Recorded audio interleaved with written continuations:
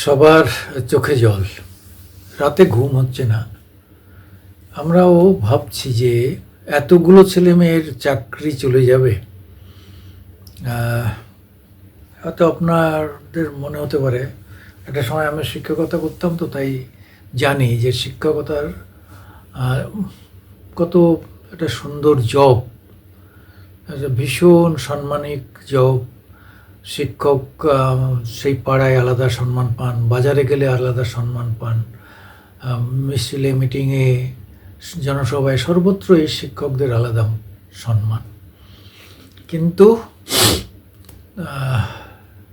এই কয়েক মাস আগে হঠাৎ করে প্রাইমারিতে এই শিক্ষক নিয়োগ নিয়ে মামলা করেন একাধিক বঞ্চিত শিক্ষক। বঞ্চিত শিক্ষক মানে তারা শিক্ষক হবেন বলে তাদের যা যা কোয়ালিফিকেশান, যা যা ট্রেনিং, যা যা ক্রাইটেরিয়া আছে বা প্যারামিটার্স আছে, তারা সব ফুলফিল করেছেন, কিন্তু তারা চাকরি পাননি। চাকরি পেয়ে গেল মাঝখান থেকে কিছু লোক, এমনও লোক আছে যে মানে মিনিমাম কোয়ালিফিকেশানটা 12 পাস, তাও না, এমন লোকরাও চাকরি পেয়েছেন। আবার 12 পাস করে 11-12 পড়াবেন, তার জন্য শিক্ষক হয়েছেন। মানে আসলে এরা জানে যে পড়াতে তো হবে না, ও সব ম্যানেজ করে নেবো, টাকা দিয়ে আগে শিক্ষকতাটা পাই, মোটা টাকা বেতন, 37,600 টাকা মাসে বেতন, না আগে এটা করে নিই, ওই এদিক ওদিক করে প্রায় 40,000 টাকা। এই যে খেলা, এই খেলাটাকে সামনে রেখে কি পরিমাণ টাকা কামিয়েছে গো, কি পরিমাণ টাকা কামিয়েছে। আমি তো বললাম 16 তারিখের পরে আমি এমন কিছু নাম বলবো, তা শুনলে আপনারা চমকে যাবেন। আমার ধারণার সেই নামগুলো ইডিসিবিআই পাবে না, তবুও ইডিসিবিআই কতটা কি করছে সেটা দেখা উচিত, তারপরে বলবো। সত্যি চোখে জল আসার মতো, এতগুলো ছেলে রাস্তায় বসে থাকলো এতদিন, উফ কি যন্ত্রণা, 750 দিন। মানে কি এটা অমানবিক, কি ভয়ঙ্কর ব্যাপার। আমাদের মুখ্যমন্ত্রীর চোখে একটু জল আসলো না? উল্টে যখন সুপ্রিম কোর্ট আপাতত সবটাই স্টে করে দিল, হাইকোর্টের যে যাদের সব শুদ্ধ খারিজ করে দিয়েছিল যে এসব বেআইনি, চলবে না, কিন্তু সুপ্রিম কোর্ট বলল এভাবে তো খারিজ করা যায় না, কিছু তো লিগাল ইলিগাল আছে। সেটা যখন এসএসসিকে তার চাপ দিল, তখন এসএসসি বললো হ্যাঁ কিছু লিগাল আছে, আমরা সেগ্রিগেট করতে পারবো, আলাদা দুটো ইয়ে করে দিল। তাতে দেখা গেল যে একদিকে 4,000-এর 5,000-এর মতো, আর একদিকে 22,000-এর কিছু বেশি। কিন্তু মানে ভুক্তভোগীদের ধারণা যে এই যে যারা লিগাল, এদের সংখ্যা আরও কমবে। এই লিগালের মধ্যেও আবার এর মধ্যে অনেক জল পানি ঢোকানো আছে। মানে এই লিস্টটাও এসএসসি ঠিক দিচ্ছে না, কারণ এসএসসিরা নিজেরা যাদের কাছ থেকে সরাসরি টাকা নিয়েছে, ওরা সেই লিস্টে তাদের লোকগুলো ঢোকাতে পারবে।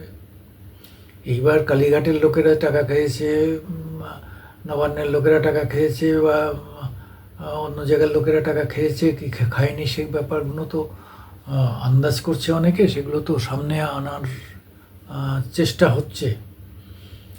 সেই চেষ্টাটা নিয়েই ভয়, সবাই ভাবছে যে কে কে জেলে যাবে।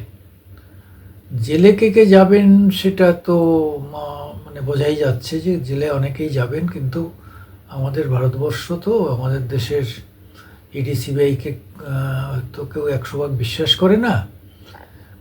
তারাও দেখলেন না, কেন্দ্রীয় বাহিনী নির্বাচনে ম্যানেজ হয়ে গেল, এরকম ম্যানেজের অনেক ব্যাপার ট্যাপার শোনা যায়। তবুও মানুষ এখনও সিবিআই ইডির উপর অনেকটা ভরসা রাখে। আর এটা হচ্ছে একদম কোর্ট নিয়ন্ত্রিত, হাইকোর্ট সুপ্রিম কোর্ট দুজনেই একদম সেন দৃষ্টি ফেলে আছে। এখান থেকে মানে উদ্ধার পাওয়া খুব খুব খুব খুব কঠিন হয়ে যাবে। কিন্তু যারা চাকরি মানে করছে অথচ তাদের রাতের ঘুম নেই, কখন চাকরি চলে যাবে, আবার যদি ইল্লিগাল হয় সেই টাকা আবার ফেরত দিতে হবে, কি সম্ভব? তো মানে হার্টফেল করে মারা যাওয়ার মতো অবস্থা, মানে একটা চরম চরম অবস্থা, মানে চরম অবস্থা বললে ভুল বলা হবে, অব্যবস্থা। এই চূড়ান্ত অব্যবস্থার পরেও যারা ঠান্ডা মাথায় এখনও বড় বড় কথা বলেন এবং ঠান্ডা মাথায় চলেন, তারা কত বড় ভয়ঙ্কর ক্রিমিনাল বলা চলে। এই ক্রিমিনালদের খুঁজে না বের করা পর্যন্ত কিন্তু এর শেষ হওয়া উচিত হবে না। যদি এতে মূল ক্রিমিনালদের কাছে না পৌঁছাতে পারে আদালত, দুটো আদালত, হাইকোর্ট এবং সুপ্রিম কোর্ট, তাহলে আগামী দিনে জুডিশিয়ারির উপর মানুষের বিশ্বাস একদম কমে আসবে, একদম সাংঘাতিকভাবে তলানিতে ঠেকবে। ফলে দুটি কোর্টেরই ভয়ঙ্কর দায়িত্ব রয়েছে যে এইভাবে প্রকৃত দোষীদের শাস্তি দেওয়া, প্রকৃত চাকুরি প্রাপকদের চাকরি নিশ্চিত করা, প্রকৃত যারা ফলস ফেক শিক্ষক তাদের আলাদা করা। এবার তাদের পানিশমেন্ট হবে কি হবে না সেটা নয় আলাদাভাবে ভাবা যাবে, কারণ হচ্ছে যে তারা তো একটা পরিস্থিতির শিকার, তারা পেটের দায়ে জব পাওয়ার জন্যেই, বেকারত্ব ঘুচানোর জন্যই তারা এই খারাপ পথ বেছে নিয়েছেন। পয়সা দেখছেন বাজারে পয়সা চলছে, আমি তো বললাম এখনও টাকা পয়সার লেনদেন হচ্ছে এই দালালরা বিভিন্ন রকমভাবে। আমি তো 10 লাখ টাকা একটা লেনদেনের খবরের কথা বললাম, সত্য মিথ্য জানি না, আমার কাছে ফোন এসছে, আমি সেটা ধরেই নিচ্ছি আর কি। এই ভয়ঙ্কর এদের কি করে কি করা যাবে, মানে মাথা তো গরম হয়ে যাওয়ার মতো অবস্থা। মানে ভাবছি যে এই যে ছেলেগুলো চাকরি হারাবে, চাকরি পেয়েছে, এতদিন সামাজিক একটা সম্মান, পরিবারের সম্মান, সমাজে সম্মান, আত্মীয় স্বজনের কাছে সম্মান, সব ধুলায় মিশে যাবে, চুরচুর হয়ে যাবে, কোথাও মুখ দেখাতে পারবে না। এ একটা ভয়ঙ্কর, মানে কি আর বলবো, ভয়ঙ্কর ঘটনা। সামাজিক মানে বঞ্চনার শিকার হয়ে যাবে শিক্ষক নামের সব থেকে সম্মানিত পদটি, সেই পদের লোকেরা।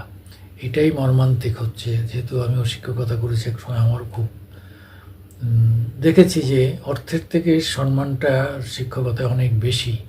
সেই সম্মান যদি আজকে হানি হয় তাহলে তাদের অবস্থাটা কি হবে। মানে সত্যি রাতে ঘুম আসার মতো নয়। 16 তারিখে দিকে তাকিয়ে এখনও বেশ কিছু দিন বাকি রয়েছে, কিন্তু এখন থেকে প্রতিদিন, প্রতিটা রাত্র, প্রতিটা মুহূর্ত মানে এদের ভোগাবে, এদের দুশ্চিন্তায় ফেলবে। রোজই চাইবো একবার করে এই বিষয়টা নিয়ে আলোচনা করতে, কারণ হচ্ছে এই রাজ্যের যে অবস্থা, 356 ধারা মানে জারি করার মতো অবস্থায় এসে দাঁড়িয়েছে। ফলে এই রাজ্য সরকারের কাছ থেকে আর কোনো লিগ্যাল কিছু আমরা আশা করতে পারি না। এবার কোর্টের দ্বারা সবাই প্রস্তুত হন,